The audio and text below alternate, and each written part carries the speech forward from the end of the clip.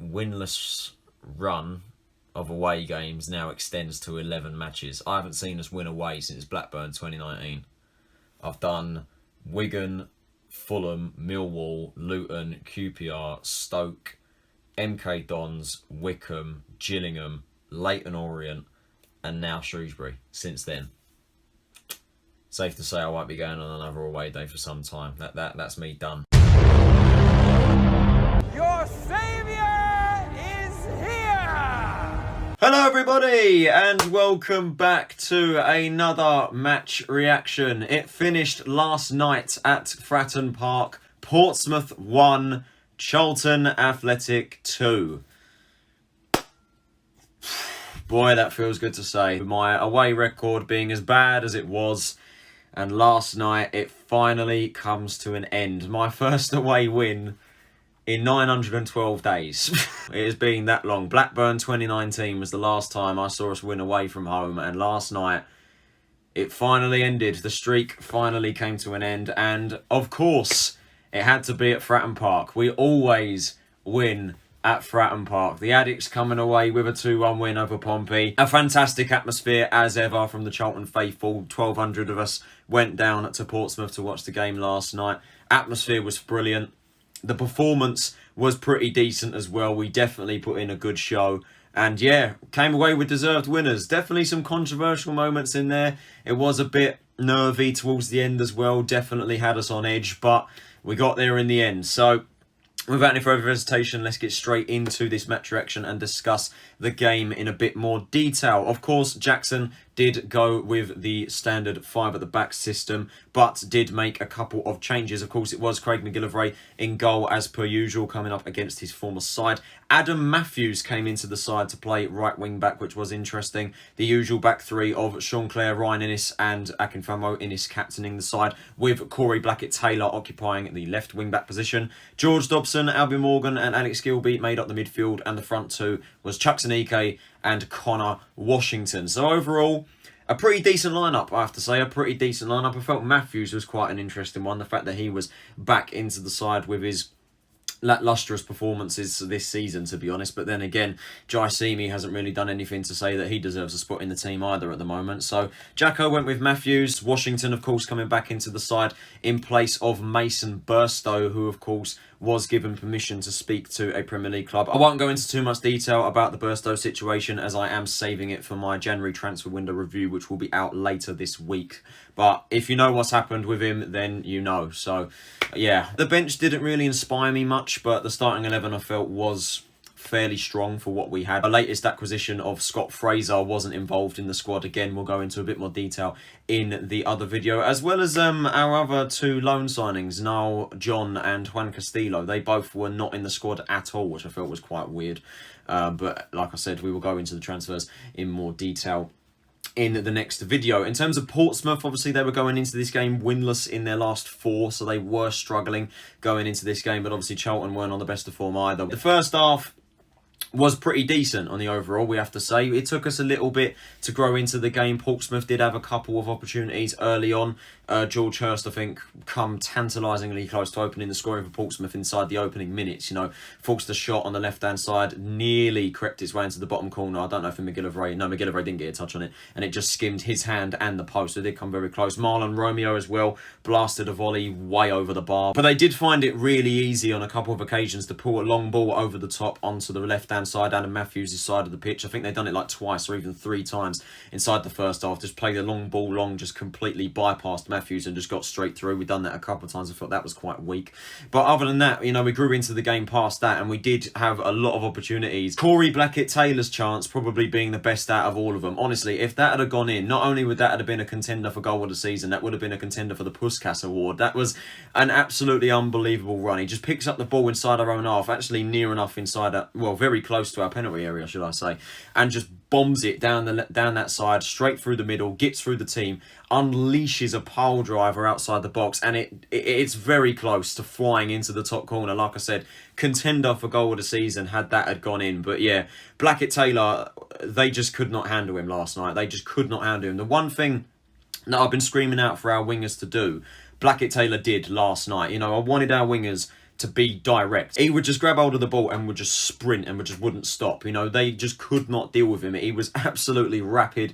He put in some decent balls in the box and he was a threat, and deservedly so, man of the match from his performance. He was absolutely outstanding last night, and like I've mentioned, had that goal had gone in, delirium inside the away end. It would have been absolutely unbelievable. But yeah, that really set the tone for the rest of the first half and probably the rest of the game up until the last 10 minutes. Eventually, we did take the lead through Conor Washington in rather controversial circumstances, we have to say. Throw from Adam Matthews, come out to Sean Clare. Clare lays it back off to Matthews. Matthews swings the ball in the box. Aneke wins the header. Bazunu with an unbelievable save, by the way, to deny Aneke, but he parries it straight into the path of Washington, and he is on hand to drill it into the back of the net for his 8th goal of the season. He does become our top scorer now.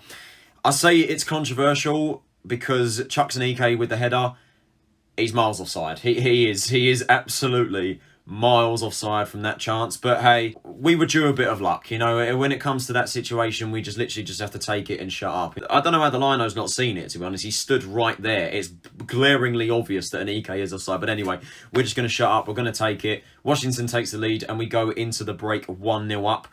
Deservedly so in front, to be honest. I felt Pompey didn't really threaten us. You know, they did come forward quite a lot of the times, and they did look somewhat threatening. You know, Hurst's chance, Romeo blazing that shot over the bar. They did have one opportunity where they crossed the ball in the box and their attacker sort of missed it and it just sort of bounced its way out. I don't actually think they had a shot on target inside that first half.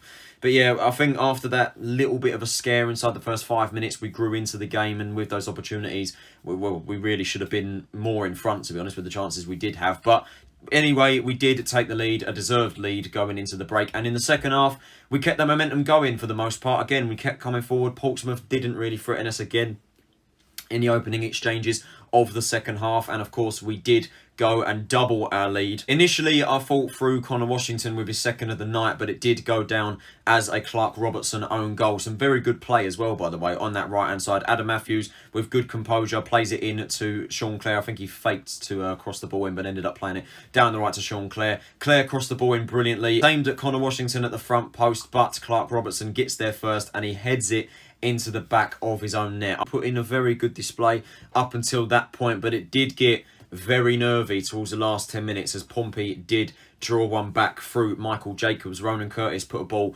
into the penalty area. Jacobs at the front post. He has had a pretty decent lash at it, to be honest with you. It does beat MacGillivray at the near post. Obviously, MacGillivray does make a save, but it's sort of he saves it and it bounces behind him and in the back of the net. Obviously, it's disappointing to see a keeper get beat at his near post, but the amount of power that Jacobs put into that, it was quite a difficult shot to save. He did half lash it, so yeah, I won't really blame MacGillivray with that one.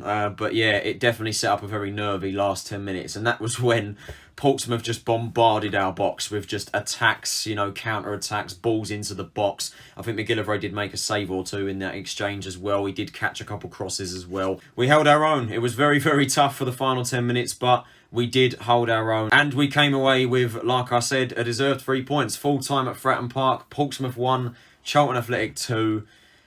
Pompey must hate us. They must absolutely hate us when we come down to Fratton Park. I think I've seen a stat. We've not lost at Fratton Park since, I think, 2005, and they've all been wins. So it's just like, honestly, they just can't beat us down there. I don't know what it is. They just cannot beat us. We are their bogey side. But yeah, a massive 3 points for us and a massive confidence boost. We only move up to 14th, but it is, you know, like I said, a massive confidence boost, and the momentum is now there. You know, we're unbeaten in 3. It was very nice to take that momentum on from the Fleetwood game and turn it into a win. And obviously we'll be looking to keep this momentum going, and we'll be looking to fly up the table a little bit, salvage the best finish that we possibly can. Of course, it is going to be difficult. We have got a very tough run of games coming in now. AFC Wimbledon at home up next. But yeah, very good performance last night. We have to say a very, very decent display. I think everybody did their job fairly well. Blackett-Taylor deservedly man of the match. He really has cemented his spot in the starting 11 at the moment. He is playing out of his skin at the moment. Unreal display again from Sean Clare and Jules Dobson. It really does, you know,